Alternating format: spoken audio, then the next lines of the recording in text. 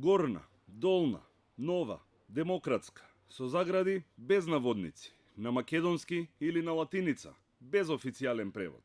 Спорот со Грција околу уставното име на нашата држава трае веќе 25 години и во овој период на преговарачката маса беа преку 20 предлози за името, покажува истражувањето на професорот Светомир Шкарич и група автори, објавено во книгата Прашањето за името, Грција и Македонија. 1992 година, поранешна Југословенска република Македонија. Ова е официјалното име на Македонија, под кое нашата држава е примена во Обединетите нации. Останува дилемата, зошто оваа долга и непотребна кованица не беше редуцирана на Македонија, туку на Фиром, која се уште се користи во Обединетите нации и меѓународните односи. 1992 година, Република Македонија Скопје.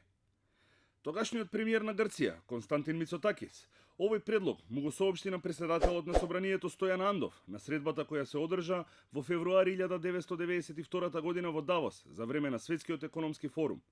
Овој предлог го поддржа и тогашниот медијатор Сајрус Венс. 1992 година, Независна Македонија или Словенска република Македонија. Ова беше неофицијалниот предлог за името во Пинјеиро пакетот, кој го доби името тогашниот председател на Европската комисија, португалскиот министер за надворешни работи Жоао Пинјеиро. 1993 година, Нова Македонија. Грчките медиуми тврдеа дека овој предлог им бил шепнат од високи извори во Атина и дека е едно од трите имиња кои ги предложил медијаторот Сајрус Венс. Подоцна, лордот Венс и Овен потврдија дека ова име било размислувано како опција. 1993 година, Република Македонија во заграда Скопје.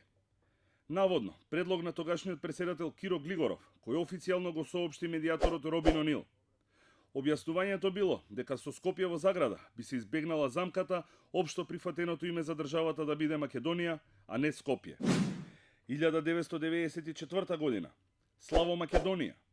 Повторно станува збор за неофицијален предлог, кој го објавија медиумите на кој наводно им бил сервиран од спикерот Андов.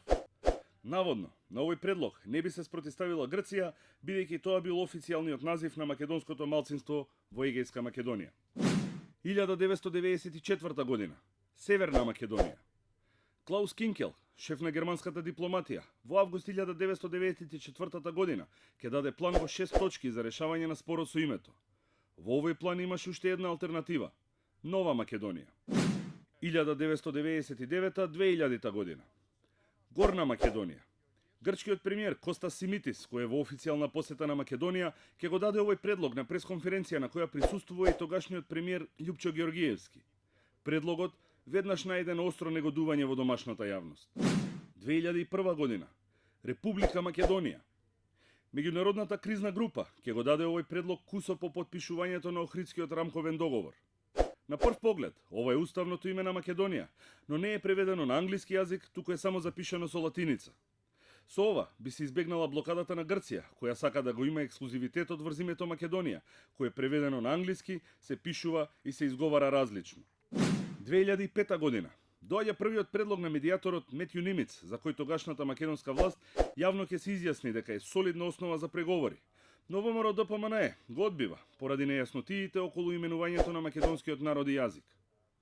Официјална Атина веднаш ќе го отфрли, нарекувајќи го американска лукавост. Документот за прв пат ќе го обелодени екс-премиерот од СДСМ и поранешен председател Бранко Црвенковски во 2012 година. Груевски или лаже, или ептен забора. Еве го предлогот, ништо од тоа што кажа не е точно. Тој предлог од 2005 година што нудеше? 3 години Македонија се вика Република Македонија без транскрипција на англиски јазик.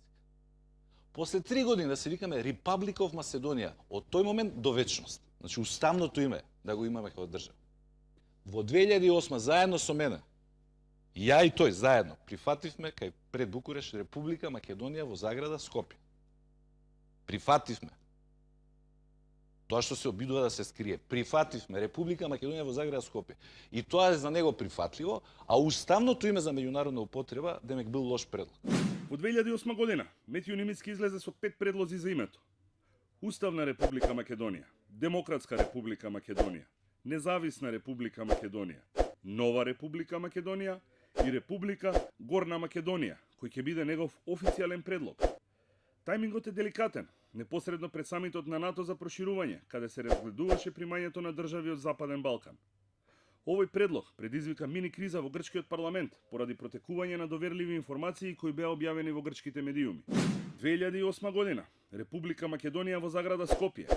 Ова е неофицијалниот предлог кој Немицки им го даде на амбасадорите Димитров и Василакис за време на нивната средба во Виена. Медиумите пак објавија дека за овој предлог, но и предлозите Нова и Горна Македонија стои администрацијата на САД. 2008 година, Република Македонија во заграда Скопје. Ова е последниот официјален предлог на медијаторот Нимиц, кој наместо во неговата канцеларија, на двата преговарачки тима им го презентираше во седиштето на Обединетите нации.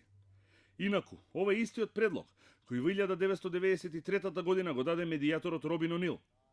Грција веднаш го одби овој предлог со образложение дека е далеко од целите кои сака да ги оствари, додека македонската страна соопшти дека властите ќе го оформат и соопшта својот став. Но тоа не се случи пред самитот на НАТО во Букурешт, поради различните мислења на преседателот Црвенковски и премиерот Груевски. 2008 година, Република Скопје во заграда Македонија. Ова е последниот предлог на грчката страна, кој беше соопштен лично од премиерот Костас Караманлис за време на НАТО самитот во Букурешт. Македонската делегација го одби, оценувајќи го како несоодветен. Креативноста во предлозите одела и многу подалеку. Така барем покажаа дело од опозицијските бомби од прислушуваните разговори, а кои се однесуваа токму на разговорите за името. Сега мучкаме што да правиме.